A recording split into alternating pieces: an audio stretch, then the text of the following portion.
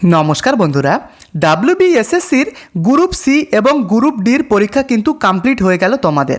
তো আমি গতকালকে গ্রুপ ডির কত কাট অফ যাবে সেই বিষয়ে কিন্তু একটা ভিডিও অলরেডি কিন্তু আমি বানিয়েছি, আমার চ্যানেলে দেখতেই পারবে।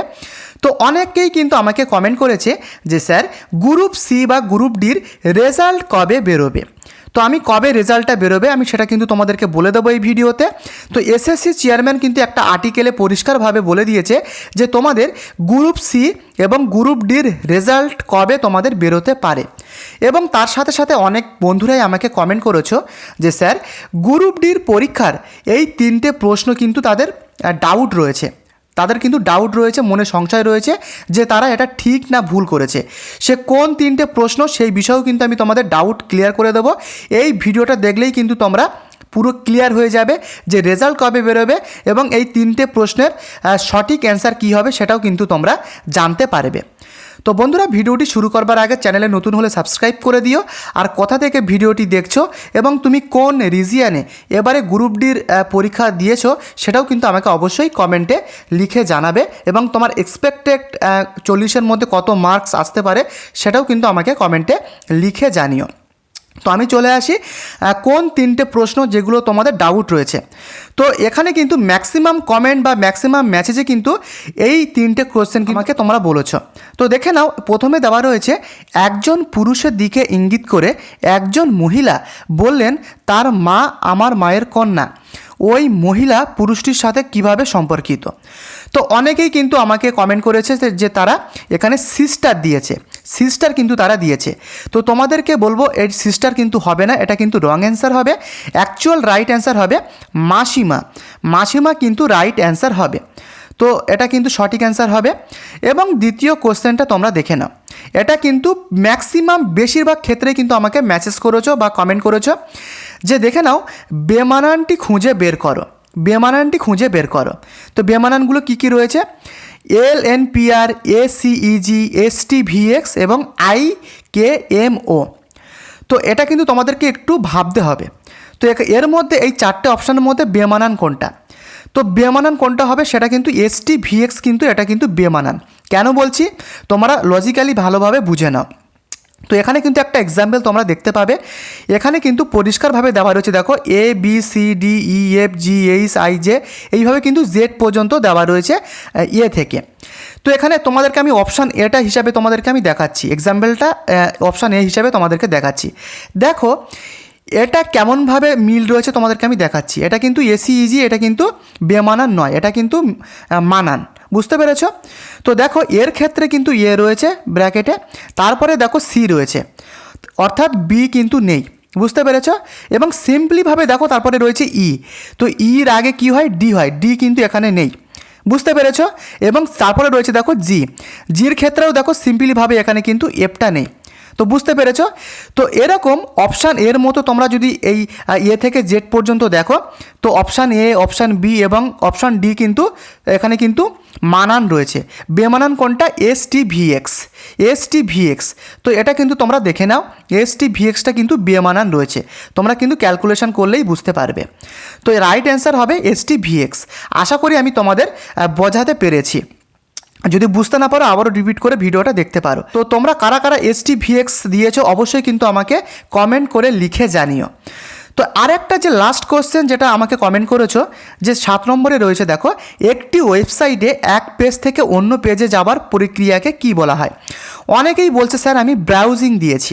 তো অ্যাকচুয়াল রাইট অ্যান্সারটা কিন্তু হবে নেভিগেটিং, ব্রাউজিংটা কিন্তু হবে না, নেভিগেটিংটা কিন্তু রাইট অ্যান্সার হবে। তো তোমরা কারা কারা নেভিগেটিং দিয়েছো তারা কিন্তু আমাকে অবশ্যই কমেন্ট করে জানিও। তো নেভিগেটিং কিন্তু রাইট অ্যান্সার হবে।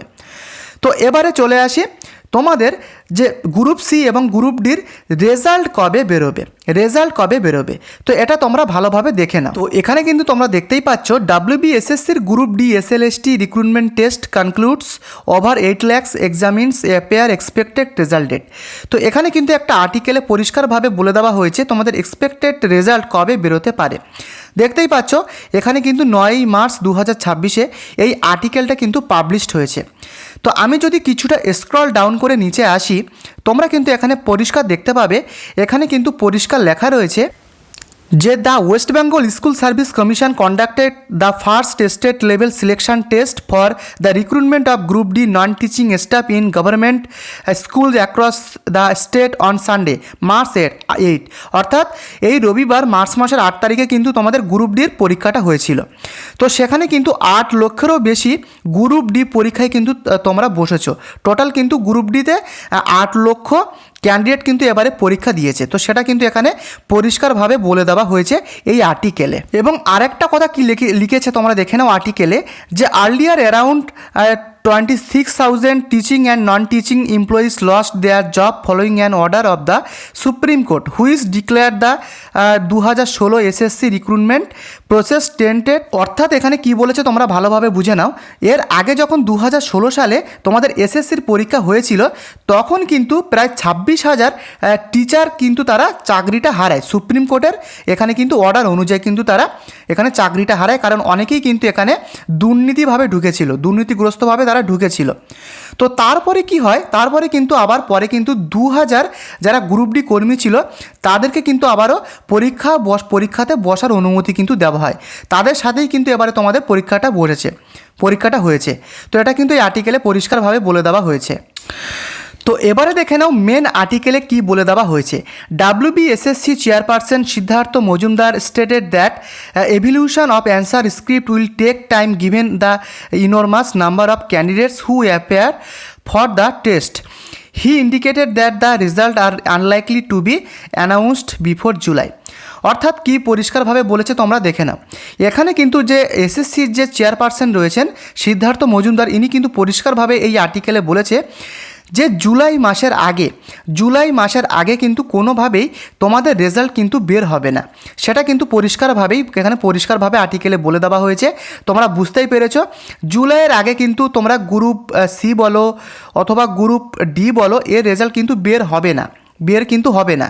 এখানে কিন্তু তোমাদের রেজাল্টটা কিন্তু বেরোতে পারে, আমি তোমাদেরকে বলবো সেপ্টেম্বরের মিডিল কিংবা ফার্স্ট উইকের দিকে কিন্তু তোমাদের রেজাল্ট কিন্তু বেরিয়ে যেতে পারে। প্রথমে কিন্তু বেরোবে গ্রুপ সি, অবভিয়াসলি গ্রুপ সির কিন্তু পরীক্ষাটা আগে হয়েছে। তো গ্রুপ সি রেজাল্টটা কিন্তু সেপ্টেম্বরের ফার্স্ট উইকের দিকে বেরোতে পারে। তারপরে গ্রুপ ডির কিন্তু রেজাল্টটা বেরোবে। এবং আরও কি তিনি বলেছেন দেখে নাও। The examinations were conducted smoothly, more than 15 lakhs candidate participate in the group C and group D recruitment test combined, considering the large number of answer sheet that need to be assessed.